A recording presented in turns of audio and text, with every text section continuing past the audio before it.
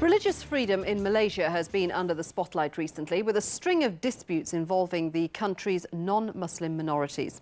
The most high profile is that of Siti Fatima. She was born a Muslim, but she married a Hindu man out of love. She calls herself Revathi, a Hindu name, and together the couple have a 15-month-old baby girl.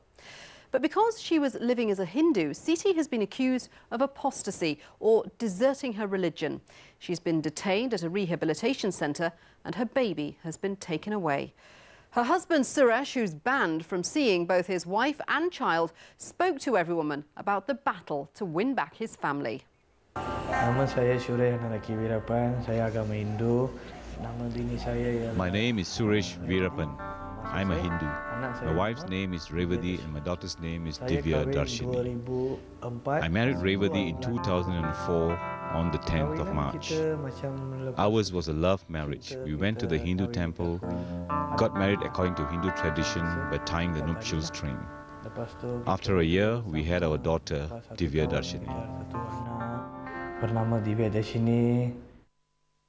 Their happiness was short-lived. Trouble started as soon as they tried to get a birth certificate for Divya.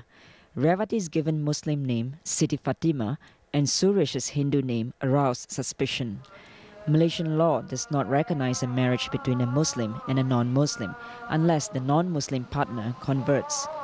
But in this case, it was Revathi who declared that she had followed her husband's faith. The Sharia court ordered her to be detained for 100 days at the Ulu Yam Rehabilitation Center. My heart is torn. After all, she's not a Muslim. She's only Muslim by name, but she has been living as a Hindu.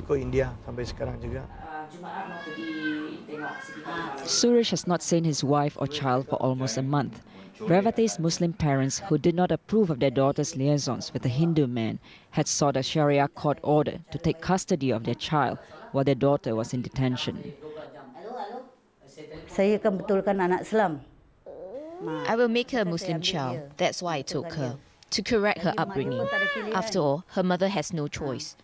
Her mother cannot leave this religion anyway.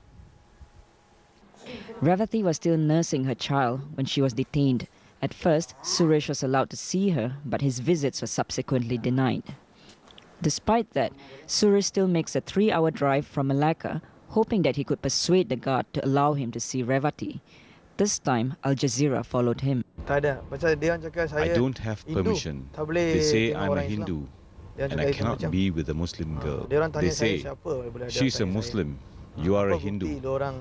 How can you prove that she's your wife?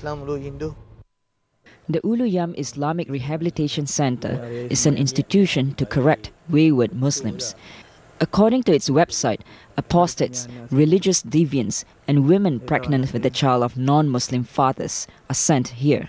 சரியா நான் கார்டியோலுக்கு எல்லாம் முக்கியமான ஆளா இருக்கு எல்லாமே உன்னை பார்த்துட்டு இருக்காங்க எல்லாமே நீ ஆட்டி சொல்லிராத நான் 3 நாள் ஹெல்ப் வந்துச்சியா ஆமாவா மருந்து ஒண்ணு கொடுக்காம இருக்காங்க சரி ஓகே ஹெல்ப் வந்துச்சு திரும்பையா சரி சரி சரி 4 நாள் சாப்பிடல சரி சரி கார்டியோலுக்கு ஆளலாம் இருக்கு நீ அவனை காட்டிக்க அதெல்லாம் பார்த்துட்டு இருக்காங்க எல்லாம் நான் பேப்பர் எல்லாமே போட்டுட்டேன் எல்லாம் கலப்பா நான் வெட்டி நான் நமக்கு தான் இதெல்லாம் எடுக்கறாங்க நல்லா பாத்துக்கிறேன் வாழ்க்கையே பிரிச்சிட்டாங்க சந்தோஷம் அம்மாக்கு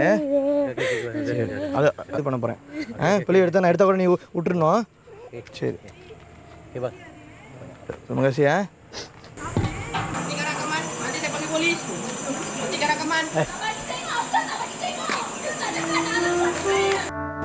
There can be very little doubt, in my view, that the Constitution allows to all persons, including Muslims, freedom of conscience. The Constitution is quite clear in Article 11, Clause 1. Every person has the right to profess and practice his religion. Arresting people for their religious beliefs, besides being a violation of Article 11, freedom of religion, would be a violation of their personal liberty. Dr. Shad Faruqi is a constitutional lawyer whose views have struck resonance with the growing movement called Article 11.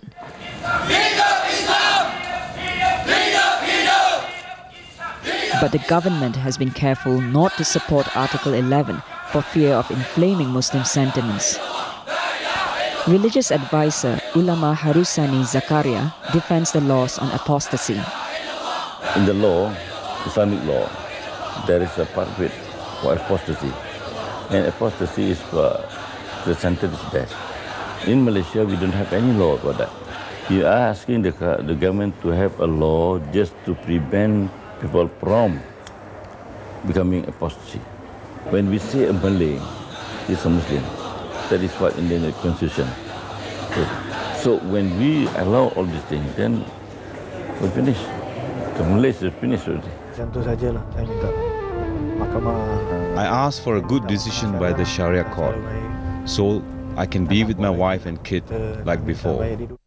Julian Ong with that report. And every woman has just learned that Revathi's detention has been increased by another 80 days because the Sharia court doesn't believe that she has rehabilitated or repented. Well, let me introduce you to our guests. Joining us from Kuala Lumpur is Zaina Anwar from Sisters in Islam and Farid Sufian Shuaib, law lecturer at Malaysia's International Islamic University. Farid, if I can come to you first. Most non-Muslims will be shocked that something like that can happen to a woman who just chooses not to follow Islam anymore. Why is it seen as such a crime? Well, the Quran said that apostasy is a serious crime in Islam. When you believe in Allah, it is a serious crime to convert out of Islam. Okay, Zaina, there have been a number of disputes involving Muslims and non-Muslims. Is that straining the relationship between different ethnic groups in Malaysia? Of course it is, and the concern is just not among non-Muslims only. Many Muslims are also shocked at what is happening, and the case of Revathi really clearly shows what happens in real life, human lives. You know, when you force someone to believe when he or she does not believe, and you believe and you feel that it is a crime for a Muslim not to believe, and so, you know, what do? You take her and you put her in a rehabilitation camp and detain her without trial.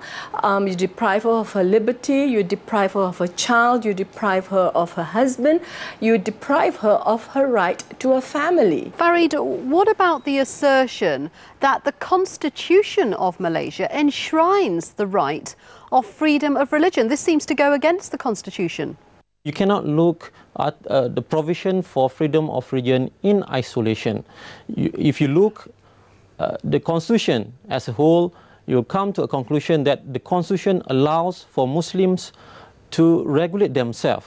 You're obviously a legal expert, but there does seem to be a conflict in Malaysia between the Sharia system for Muslims and the civil system for non-Muslims. You've got two separate systems running at the same time.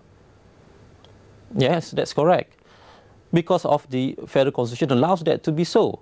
You have to consider the history of Malaysia, where Islam has been applied in Malaysia before the coming of the colonial powers, the British and so on. So the constitution recognized the existence, the administration of Islamic law. Zaina, what do you want to say? The Constitution is a very finely crafted document to serve the interests, the competing interests of different ethnic groups and religious groups in the country. And so the Constitution recognizes that, the Constitution recognizes that the rights that Islam, the Sharia courts can prevail only on those who profess the religion of Islam. Let me put that to Farid. Farid, what do you make of that argument? I think first we need to set the record straight regarding the case in our discussion. The facts are contentious. Is it true that Revathi had been brought up as a non-Muslim? I think the sources that close to the case seem to say otherwise, that she was brought up Muslim. So I leave it at that because it is contentious. What do you think will be the outcome of the case for Revathi and Suresh? What I'm saying now is that we have a person who on the face of it is a Muslim. Let the Sharia court determine the status of that person, because on the face of it, she is a Muslim. And there is no marriage taking place, not according to Islam, not according to the law for non-Muslim, namely Law Reform Marriage and Divorce Act. So let the Sharia court decide on